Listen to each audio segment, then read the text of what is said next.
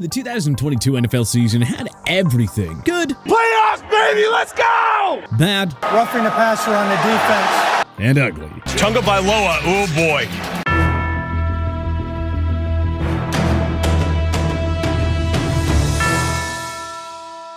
There was lots to love about this past season, but also a lot to loathe, and a lot that made us cringe. So without further ado, we present 5 good, 5 bad, and 5 ugly from the 2022 NFL season. Good. Geno Smith's breakout year. Most of us folks scoffed when Pete Carroll insisted that the Seattle Seahawks would use Geno Smith or Drew Lock as their starting QB, following the departure of Russell Wilson via trade. Well, it looks like the joke was on us. Smith hasn't been a starting quarterback since his 2014 season with the New York Jets. So what were we to expect for him as a 32-year-old on a seemingly rebuilding Seattle team?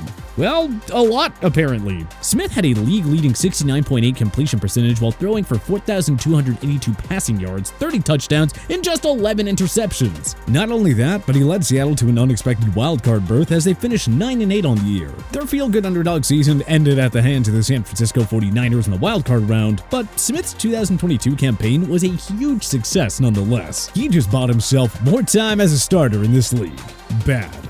Officiating. It's a problem every single year in the league, but we would be remiss if we didn't include it once again. There was no shortage of terrible officiating miscues that affected several outcomes this year. The fourth quarter of the Cincinnati Bengals Kansas City Chiefs AFC Championship game was one of the most disgraceful officiating performances in league history. But really, it was the same old story all season long. Phantom PI calls, weak roughing the passer penalties, the usual. Why can't the NFL just use full-time officials and implement a sky judge system already? Ugly. Rams Super Bowl defense. I mean, what is there to say on this? The Rams finished 5-12, setting a record for the most losses by a defending Super Bowl champion. Injuries to Matt Stafford, Cooper Kupp, and Aaron Donald didn't help, no doubt, but even before the injury bug struck in the second half, the Rams were awful.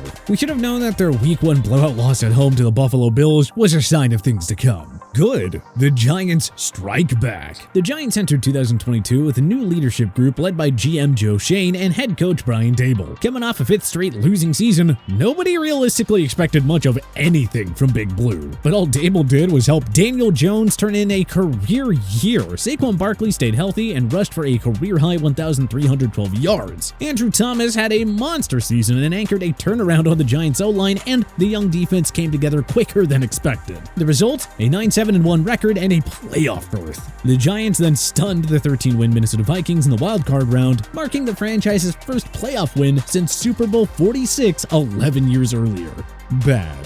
The entire NFC South. Any year a team wins their division with a losing record, it's a bad look for everybody, plain and simple. Most of us expected the rebuilding Atlanta Falcons and Carolina Panthers to be bad, but what in the world happened to the other 2 NFC South clubs? The Tampa Bay Buccaneers clawed their way to an 8-9 record, which was enough to win the division. But that only set up a blowout loss to the Dallas Cowboys in the wildcard round. The New Orleans Saints went for it by extending Jameis Winston while also adding Tyrann Mathieu, Marcus May, and Jarvis Landry. They traded up for Chris Olave and sent a 2023 first-rounder to Philly so they could draft Trevor Penning in round 1.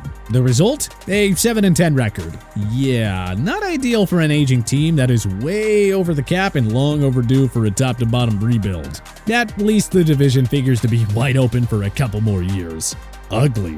The Patriots offense. A year ago, the Patriots rode rookie Mac Jones in the league's 6th-ranked scoring offense to 10 wins and a wildcard berth. It turns out, losing offensive coordinator Josh McDaniels, who left for the Las Vegas Raiders head coaching position, was a way bigger loss than most of us could have imagined. Bill Belichick brought back old friend Joe Judge and made him and Matt Patricia the co-offensive play callers. It was a strange decision, considering Judge and Patricia had backgrounds in special teams and defense respectively, and sure enough, New England's offense was out of sync all season long. The O-line was a mess. Jacoby Myers was the only receiver consistently making plays, and rookie Bailey Zappi actually outplayed Jones when he was given the opportunity. New England finished 17th in scoring and 26th in yards for, resulting in an 8-9 finish and a second non-playoff appearance in 4 years. Belichick learned from his mistake quickly and brought back Bill O'Brien to serve as the new OC. Good. The trade deadline. Was it just us, or was that like the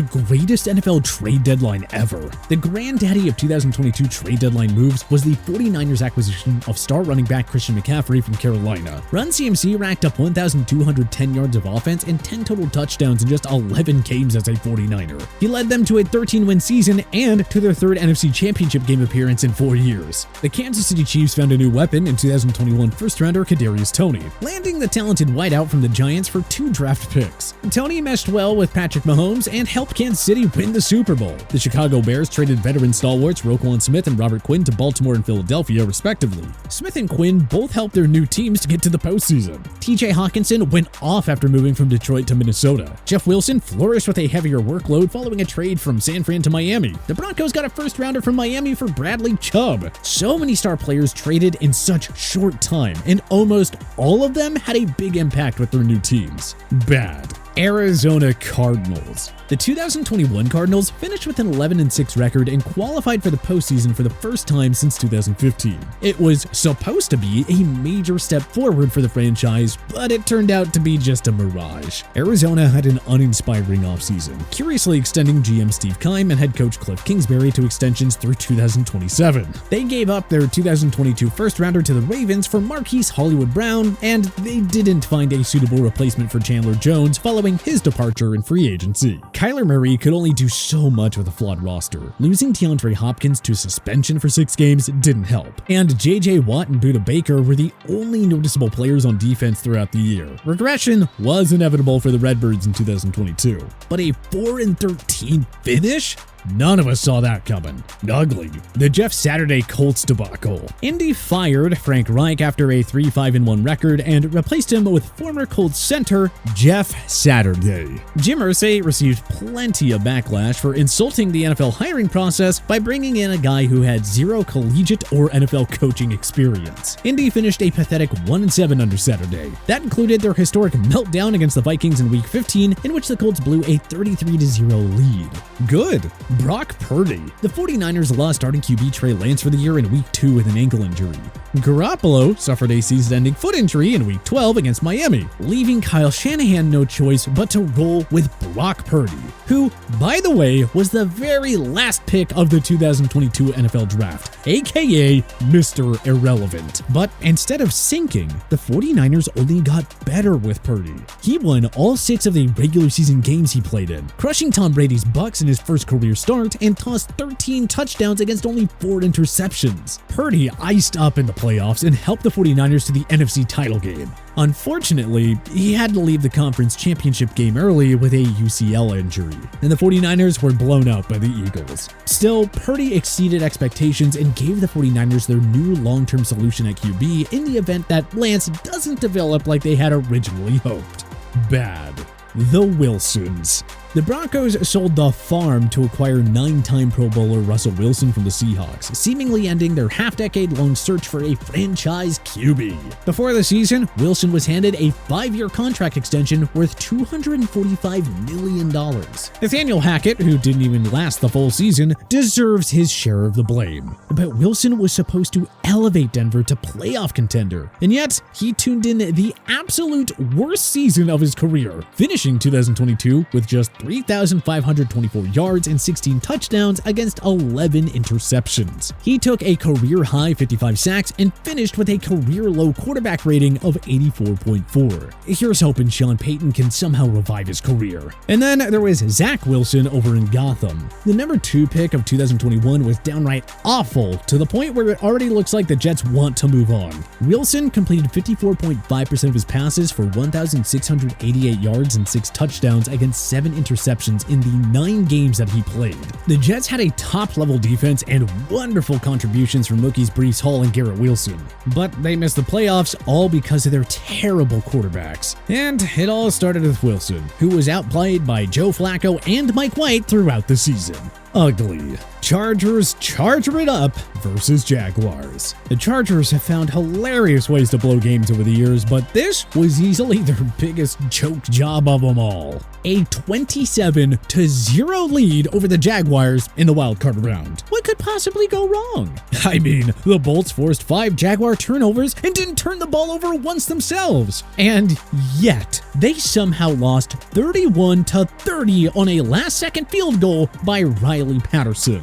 It was just the latest in a long line of quote-unquote classic Chargers moments.